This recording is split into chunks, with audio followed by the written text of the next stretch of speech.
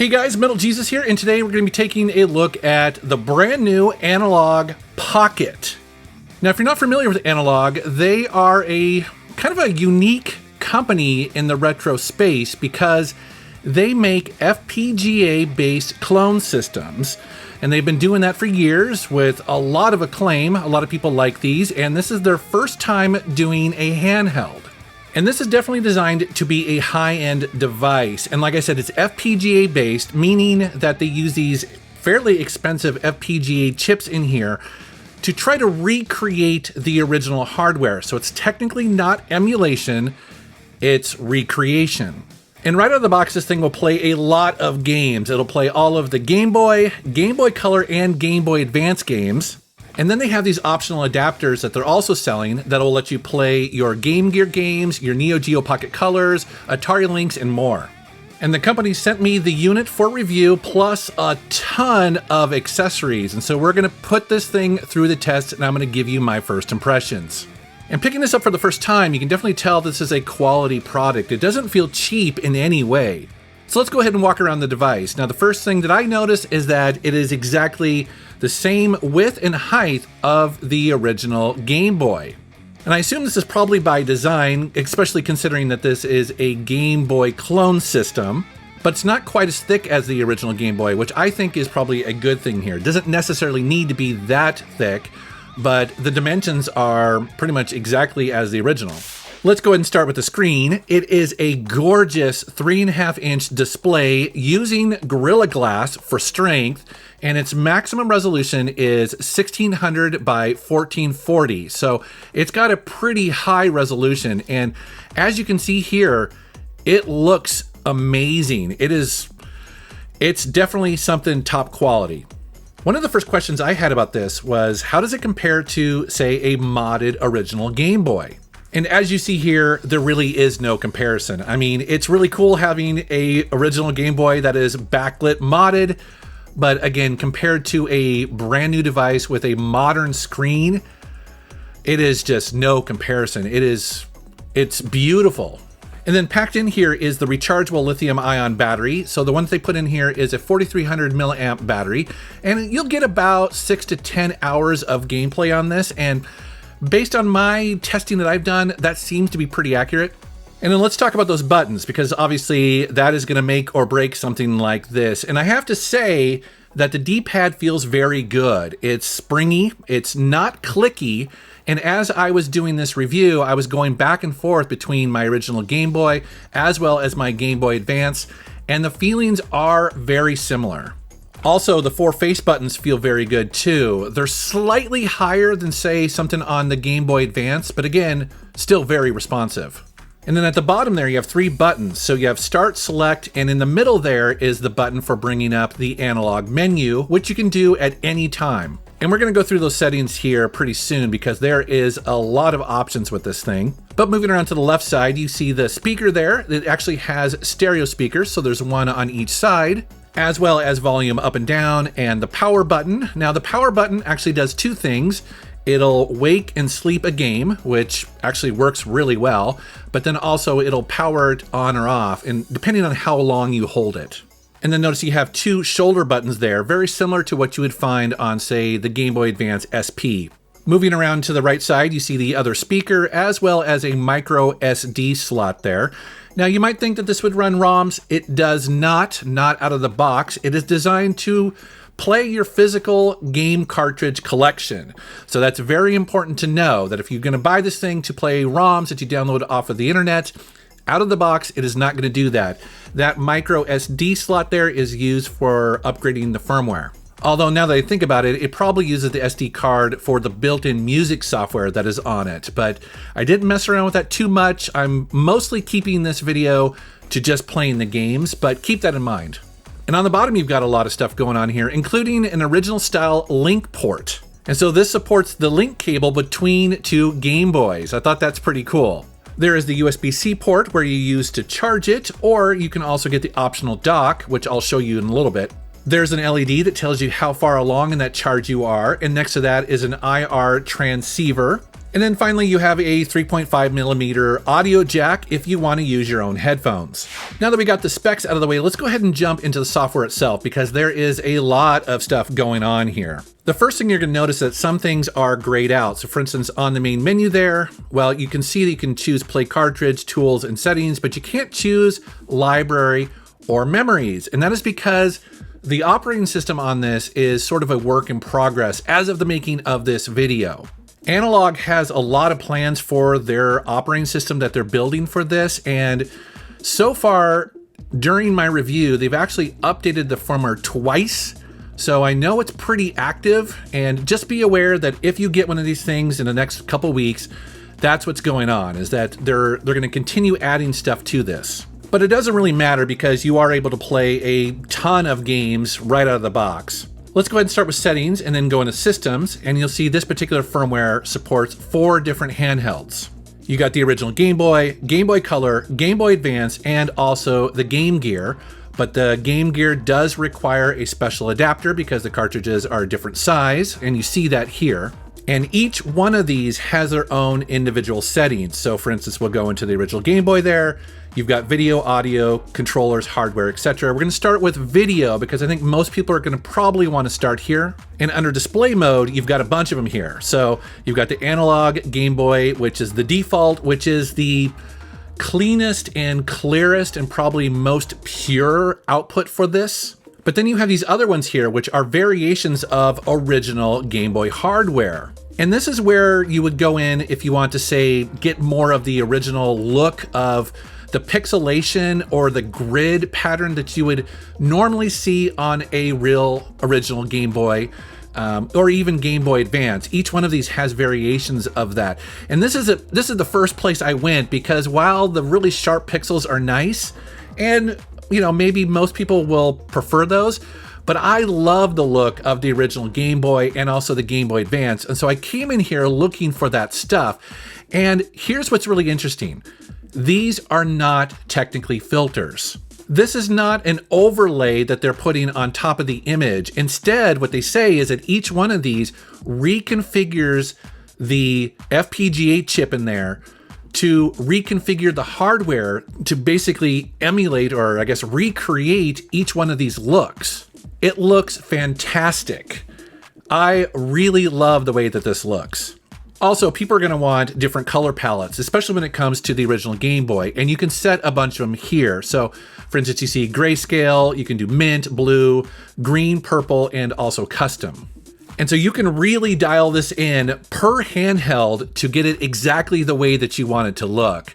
I was very impressed with this, although I have to say there is one caveat, and that is when it gets to the dock.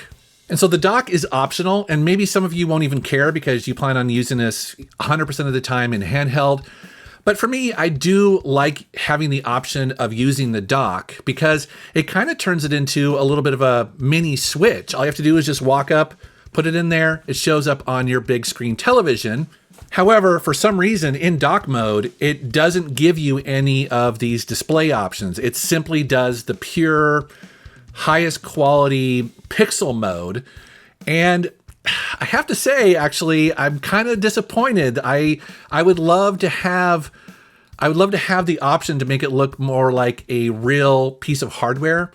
And maybe that comes down to the fact that, you know, they can't really get it exact on your big 4K HD television, but it is a bit of a bummer, especially considering that their solution looks so good on the handheld. I kind of miss it. Also, I should mention that the dock is really cool because you can use both wired and wireless controllers with it.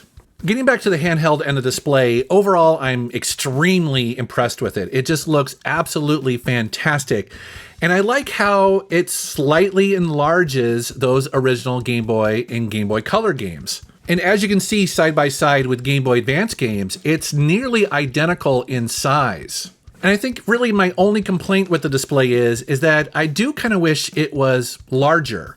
You know, as you see, there is quite a large bezel around it, and you don't really need that extra space. I'm not sure why they did it that size. Maybe that was the perfect size for this kind of device. I'm not really sure, but I guess I would prefer to have just the bezels be smaller and the screen be larger.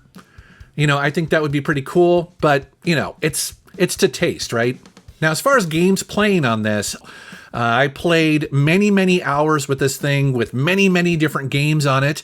Obviously, I couldn't test all of them since when you include all the different handhelds, this thing runs probably 3,000 games on it or something like that. So obviously I couldn't test everything, but pretty much most of the stuff I threw at it, I mean, it was running great. It felt really good. And I kept going back and forth between this and my original hardware just to make sure that it felt right. And like, for instance, with Metroid Zero Mission, it was nearly identical. I really couldn't tell much of a difference between the two. And that's one of the benefits of using FPGA, again, that it's reconfiguring that chip to try to recreate that original hardware. And like I said, I couldn't really tell a difference between the two. Now, I think people will wonder, is there lag? And I don't think that there is. Honestly, I couldn't tell. Now, that said, one place that I did start to feel a little bit of latency, especially with input, was with the dock. And that was primarily because I was using a Bluetooth controller to my HD television. And so there are additional factors there. So for instance, when I did go and play, games like, say, Metroid Zero Mission, using a wireless controller, I could definitely tell that there was a little bit of a delay. Again, you're just introducing more technology in there, plus the TV. So it's pretty much to be expected. And that did get much better when I started using my wired Xbox 360 controller to it. As far as sound goes, I did a bunch of A/B testing between original hardware, both the Game Boy and also Game Boy Advance, with the same game running on the Pocket. And especially with Nintendo consoles, again, I didn't test every game here, but they were pretty identical. I think the only thing that really stood out as somewhat different is that the Pocket just got so much louder, which again, I appreciated.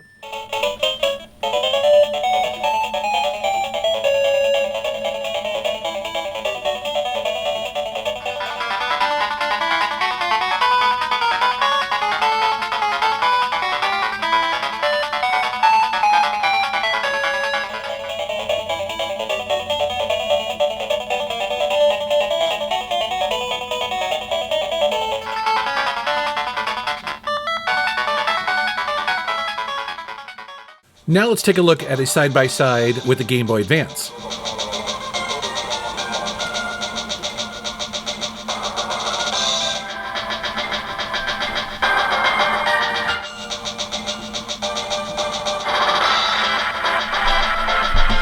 Now let's compare sound with the Sega Game Gear.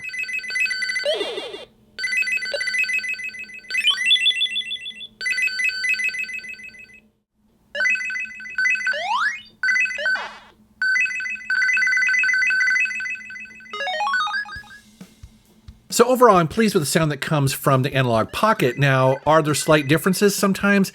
Yes, there can be, but it's hard to tell if that's maybe just due to differences in the original speakers versus the ones that are in the Pocket. And I suspect as more customers get these in hand and more games are tested, Analog will start getting some feedback and maybe start making some tweaks that are needed, through the firmware. Another thing I want to mention is, I know people are kind of curious about, is if it works with EverDrives, and I'm happy to report that it does. So you see that I have the Game Boy Color one right here, and it works just fine. It's really great because that way you can play some homebrew games, things like that. I don't have the EverDrive for the Game Boy Advance, but I assume it would work as well. The last thing I want to mention about this is under Tools. So you go into Tools and you see two things there. One of them is Nano Loop and the other is Game Boy Studio. Nano Loop is a really popular Game Boy Advance digital audio workstation and sequencer. Now, I haven't used this at all. It's something that, again, is probably a little bit beyond the scope of this video where I really just wanted to focus on the games, but it is something I could dive into. It'd be really interesting to recreate my theme song with it. So if you're interested in maybe a follow-up video of that, let me know down in the comments. But it is really cool that they included it on the system itself, and I know a lot of people are very excited about using it. And then GB Studio is a drag and drop Game Boy game creator. This is the first I've heard of this. I haven't messed around with it at all. I'm sure there probably are a lot of people out there that are really curious about it. I'm kind of curious about it as well. But again, a little bit beyond the scope of this video. So maybe in a future one.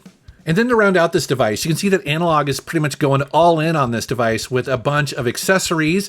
Obviously, I mentioned the dock there. There is also a screen protector, as well as a transparent hard case. You see it here. Probably going to use that when I travel because it'll be so protected. The thing is like sturdy. And then there are 4 cables here. 3 of them are for the Nano Loop, depending on whether you're going to do MIDI or maybe you're going to do like an analog sync. And then they also sell a Pocket Link cable. So, do I think the Analog Pocket is a good value at $120? Well, I think that comes down to the type of gamer that you are. Do you have a large physical game cartridge collection? And do you like to use the typical best solution out there? I mean, it's the same question you have to ask yourself about all of Analog's products. I mean, they do tend to be more expensive than some of the cheaper emulation-based systems out there. But for a lot of us out there who really care about the quality of our retro games, we've already spent a lot of money building up our physical game collections, then yeah, Analog is kind of the Apple of the retro gaming market. They may not be for everybody, but typically they are one of the better solutions out there. But I'd love to know what you think down in the comments below. Did you pick one up? Are you excited about the new handheld? Please let me know. And always, guys, thank you very much for watching. Thank you for subscribing, and take care.